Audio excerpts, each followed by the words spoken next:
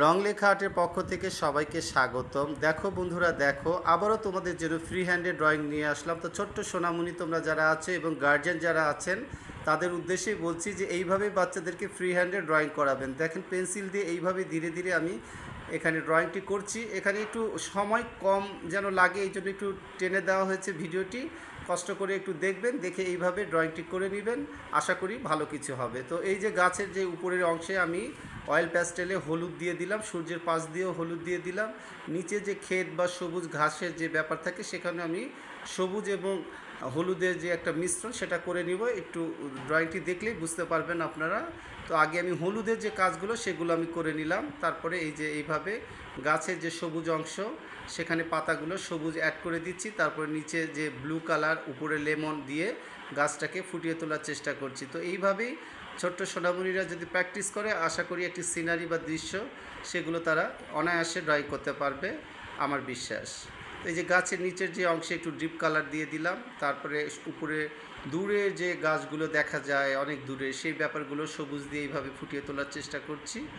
তো এইভাবেই ধীরে ধীরে ড্রয়িংটি শেষ হয়ে যাবে। রং লেখা আর্ট পক্ষ থেকে বারবার আপনাদের বলা হয় যে আপনারা ভিডিওটি দেখে অবশ্যই সুন্দর করে একটি কমেন্ট করবেন। কমেন্ট করলে আমি ড্রয়িং করতে আরও বেশি স্বাচ্ছন্দ্য বোধ করি এবং ভালো লাগে, উৎসাহ পাই। তো এই যে ঘরের যে ব্যাপারগুলো সেখানে ঘরের চালাতে রং দিয়ে দেওয়া হলো, তারপরে নিচের যে অংশে সেখানে অ্যাশ কালার অ্যাড করে দিলাম এখানে।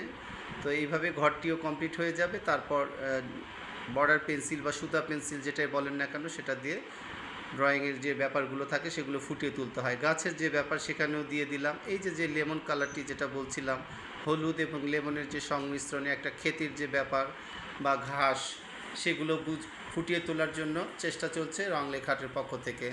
তো এইভাবেই রং লেখা আর্টকে সবসময় সাপোর্ট দিয়ে এগিয়ে নিয়ে যাবেন। মেঘের যে ব্যাপারগুলো সেখানে স্কাই ব্লু সেটাও অ্যাড করে দিচ্ছি, আকাশি কালার মেঘের রং দিয়ে দিলাম। তো এই যে এইভাবেই ফিনিশিংগুলো দিতে হয়। অয়েল প্যাস্টেল একটু ঘুরিয়ে ঘুরিয়ে দিতে হয়, অনেক সময় একটু কোথাও হালকা করে কোথাও একটু ডিপ করে ধরে সেইভাবে রঙগুলো করতে হয়, করলে ফিনিশিংগুলো ভালো হয়।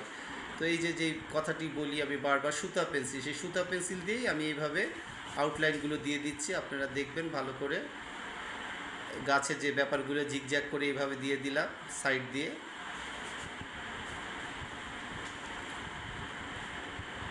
দূরের যে ব্যাপারগুলো আছে সেগুলো দিয়ে দিব, ঘরের দরজা জানালা দিয়ে দিলাম।